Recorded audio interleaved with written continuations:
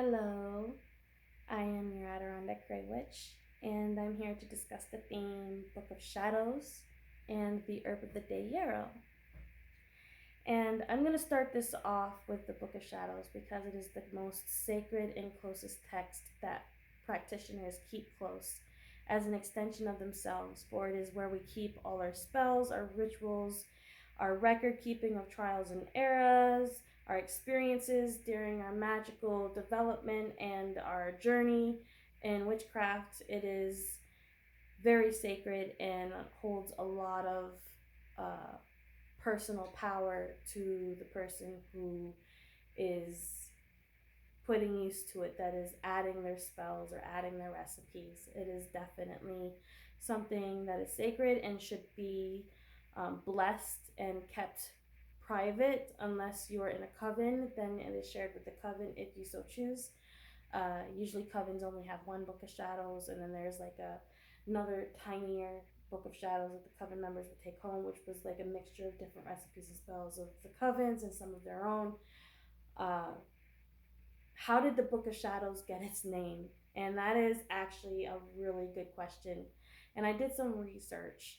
Actually, back in the day of our ancestors during the burning times, they did a lot of um, teachings through word of mouth because of the fear of being persecuted and put to death as a witch. There wasn't much record uh, or recorded document of anything being written down until most had to keep out of contact with each other, and that's when it gave cause for rituals and spells to be written down, and usually was a dangerous process due to what I have mentioned before, which is the witch hunts and sadly those who have been innocently accused as well. It just caused a lot of hysteria and a lot of fear. So a lot of the women and men uh, in the pagan community would meet up um, in a secret hidden location, and a lot of things weren't documented. But since witches had to meet in the shadows to do their rites and to practice their magic and to teach their young within the coven, they then it then was known as the Book of Shadows, which I found very interesting enough. Now, Charles Godfrey Leland had also published a book called Aradia Gospel of the Witches in that same year, 1899. And it is believed that some of that text from Madalena's Book of Shadows was put into this new book, Gospel of the Witches. And it wasn't until a little bit later on when Gerald Gardner came into the spotlight and he was initiated that he had actually published a beautiful book in the 1950s, and that is when he began writing about witchcraft as a surviving religion, and he had founded the Gardnerian Wicca tradition. His sources included a lot of work from Aleister Crowley, Janet and Stuart Farrar, Alexander Carmichael, and Rudyard Kipling, I think I'm saying it right, and then later his high priestess, Doreen Valiente, had come up with the charge of the goddess, which a lot of Wiccans and other spiritual and pagan practitioners use today to draw down the moon and to bring forth the energy of the goddess in the rituals, which I found absolutely fascinating. Um, some still say that there was never an original Book of Shadows today, and it's considered that even though this sacred text is very sacred to us now as new modern day witches, that our ancestors like before did not have one. It was always through word of mouth, through tradition.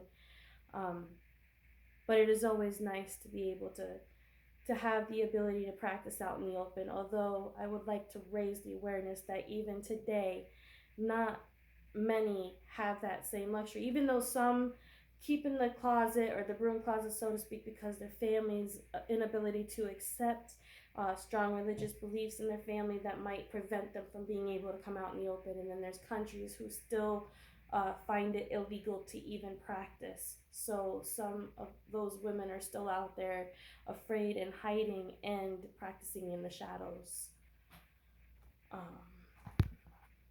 And it's unfortunate, and we need to keep those women and those men in our thoughts, because it's not just women, it's men too that are also practicing, and they are so unrecognized because Hollywood and their stereotypical version of the witches and just how they perceive the faith, it's getting a little better, but it's still out there.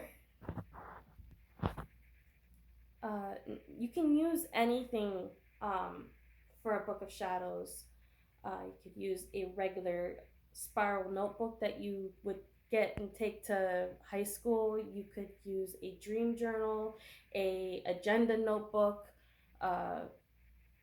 Modern witches use binders. I frown on that, but it's still a way of keeping records and keeping your text close. Daily organizers are a great way to use and have for a Book of Shadows. Now, I always add a blessing on and in my book. This is my book, my Book of Shadows, and I'm only going to show you the first page because it's very sacred to me and dear, and I do have spells I share, but some that I do like to keep close. And in this book, you will find the runes, blessing rune of blessing and protection of this book. You'll find herbs, decorate, like anything that's nature orientated in decoration. You'll see that I have a protection spell put on it as well, and a book blessing. One by a quote. I have my favorite quote by Eden Phillips. The universe is full of magical things, patiently waiting for our wits to grow sharper. And that just helps me with my creative level. But yes, definitely put a blessing, cleanse and consecrate your book when you get it, or have the means to. Passing it through incense smoke is the easiest way, and just a small incantation through thought form to focus that energy into really cleansing and putting your own energy into that book, and be very precise and in tune with yourself when you're out looking for the perfect Book of Shadows. If you make your own Book of Shadows at home, that's even great. I've seen some great YouTube videos of those practitioners and how-tos on how to build your own Book of Shadows from the base up, and just it's absolutely fascinating. You should definitely research it and look into it, because how much more powerful would it be if it just came from your own hand? Another thing I'd like to discuss are what inks do you use in your Book of Shadows? In my last video, I discussed color magic, and so yes, absolutely. Use different colors for different intents in your Book of Shadows. If you want to make it fun and artsy, there are those that are more traditional and will use dragon's blood ink because of the power that the dragon's blood itself holds and how it adds more power to the words and incantations placed within the book. It is also one of the most old-fashioned because it's usually ink and quill. But definitely just look into it, research in your options, and see what appeals most to you. I would also like to include to those who are just starting out to not use your Book of Shadows for anything else but your magical practices and your purposes. Don't tear pages out of it for notes. This book is sacred. Treat it as the Bible to Christians. Very bad analogy, and I'm sorry for that, and I respectfully apologize. But definitely be very respectful and treat it as just as sacred as you would any of your other magical tools, because this is definitely something that you're going to be reflecting back into. You'll see how far you've grown as you continue your path down the craft, and you just really want to treat it with respect. I just want to stress that out enough. And my next topic, I said, would be the herb of the day, yarrow. Yarrow, I have a hard time pronouncing its Latin name, but I will try. It's Achillea mellifolium. I could be saying it wrong. Everybody correct me if I'm wrong in the comments, and I apologize again. It's associated with the art of magic and is in an Old English word. It's Gyrwi, or Gyrwi. Um, Now, Achillea or Yarrow, it refers to the alliance with healing soldiers and is a common herb found throughout North America and Europe. You can find it on the side of the road. I find it on the sidewalks, but I try not to grab my herbs close to the highway because of the pollution from the cars. I like to go out into the woods, somewhere out deep in nature where I know that it's more pure and it's not going to be tainted with the extra added chemicals, though it is hard these days to find that. I understand. If you live in the city, work with what you have. But yarrow is definitely nice, and it's actually a very good medicinal herb as well as a magical herb. Its medicinal properties are amazing. It is one of the oldest medicinal plants that have ever been used since ancient times and is wild. It's an easy to grow herb, and you could use it for many things. Magically, you can use it for divination, love spells, exorcism spells, uh, psychic powers, getting courage when you're trying to confront a situation, seeking or contacting a specific person. When worn, it can bring protection to the wearer if you're going into battle, if you're going on a journey. Yarrow is your guardian and attracts a lot of beneficial insects in your garden.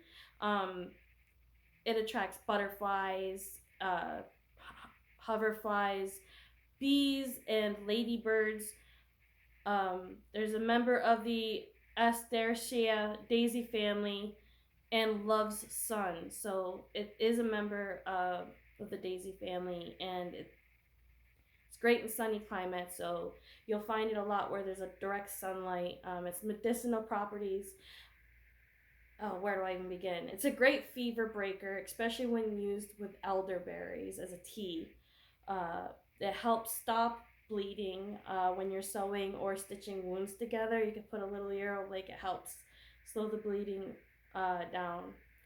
And it speeds up the healing process, especially, and prevents infections and helps restore the balance of water in the body. And this is why the ancients love to use it on their soldiers who are wounded in battle. It's just an all-around great herb. And if burned as an incense, it's great for purification and cleansing of a sacred space and of consecrating your personal magical tools, such as your wand or your Acme, or your chalice, which I love my chalice. It was a gift. And even your gemstones and magical jewelry. It's great. I love to mix it with angelica, dragon's blood, and myrrh. And that's kind of my own personal cleansing incense. I'll throw a little bit of white sage in there if I want to add some extra boost. If I want to just bless and bring some loving properties, I like my lavender and rose. But definitely, I'll get into that in another video, but yarrow all around is a great herb to keep close and use. And I hope you enjoyed this video today and everything that has been discussed. My next video is going to be how-to on cleansing your tarot cards when you first get them. I hope you enjoy that video. Please leave a note in the comments of what you think or any ideas of what you would like to hear in my next upcoming video. Thank you for watching and have a great evening. Blessed be.